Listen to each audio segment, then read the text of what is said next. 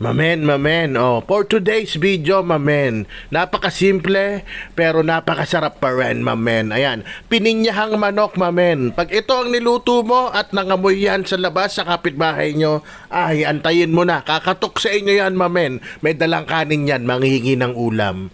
Ayan, paano, simulan na natin to, mamen. Siyempre, para mas masarap, gagamitin ko tong regalo sa akin ng mga kapatid kong wok, mamen.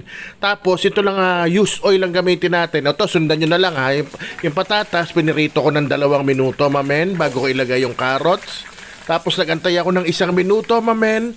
Tapos, lalagay natin yung green and red bell pepper. O, sakto na yun, alam na yung oras.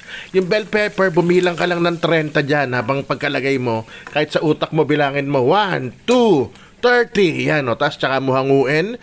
Dahil nagprito tayo ng bell pepper dyan sa mantika na yan, nandyan yung lasa niyan. Kaya dyan natin isisir itong manok. Skin side down muna tayo, mamen. Yan o, 3 minutes each side. O, huwag mo na bilangin yung kumuha ka na ng timer, mamen. Ayan, pagkatapos ng 3 minutes dyan, ganyan magiging itsura niyan. Siyempre, yung kabila, 3 minutes mo rin. Huwag mo ito 2 minutes, baka magtampo yan, lumipad bigla, kahit naparito na siya. Ayan o, pagkabilang natin ng 3 minutes, huwag ka pala magbilang, mag-timer ka. Goods na yan, mamen, after 3 minutes ulit yan. So, iset aside muna natin sa isang lalagyan, lagay mo dyan. Tapos set aside, dapat aside sa tabi talaga. Ayan o, di ba? Tapos itong mantika, discard na natin yan kasi pangatlong pritohan na nga yan. Pero dito, maglalagay tayo ng chicken oil na tayo rin ang gumawa, mamen. Hindi ko kinalayan para magamit natin sa ibang dish kasi pag pula, mamumula yung lahat ng lulutuin nyo. Ayan o, gigisayin lang natin yung aromatiko, mamen. Bawang at sibuyas lang, goods na. Tapos ibalik nyo na yung napritong manok, mamen. Tapos lagyan nyo kagad ng dahon ng laurel at saka natin sangkutsain ulit yan. Medyo hindi na naman magmamantika yan kasi naprito na natin ng bahagya. Pero meron pa rin, yun ang aantayin natin. Yun ang hudyat, mamen, na wala ng lansay manok nyo. Ayan, tapos tinimplahan ko na rin yan ng patis, mamen. Yan, tas sinalo-halo ko lang. Oo nga pala, mamen, kung nandiyan ka pa, baka pwedeng pa i-comment kung anong paborito mong luto sa manok.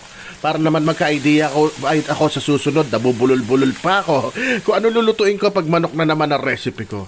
Ay, nilagyan ko ng 3/4 na tubig, mamen. 3/4 cup, tapos paminta, at yan, chicken powder. Kung wala kang chicken powder, pwede rin naman yung chicken cube, mamen. Yan. Hindi ko na video, nilagay ko rin dyan yung sabaw nung pineapple tidbits na gagamitin natin, mamen, lahat ng sabaw nun. Magpapalasa rin kasi yon. Tapos 10 minuto ko pinakuluan yon, tapos nilagay ko na yung gulay, at ito na yung pineapple tidbits, mamen. Ayan, malapit na sa katotohanan yan. At nilagyan ko ng 1 cup ng ebap. Kung wala ka ebap, pwede rin na gata. Pero pag yung ebap nilagay mo, hinaan mo lang apoy mo. Papakuluan ko pa yun na another 10 minutes para lutong-luto, mamen. Pero malapit na talaga yan. At kung nandiyan ka pa, asukal nga pala yun, ha. Kung nandiyan ka pa, mamen, baka pwedeng pakilike and share ng video para makarating sa iba. Ang napakasimpleng recipe natin na pininyahang manok, mamen, para magaya rin nila. Ayan, paluto na, nilagyan ko na sili at isisigaw ko na. Rapsa! Mamen.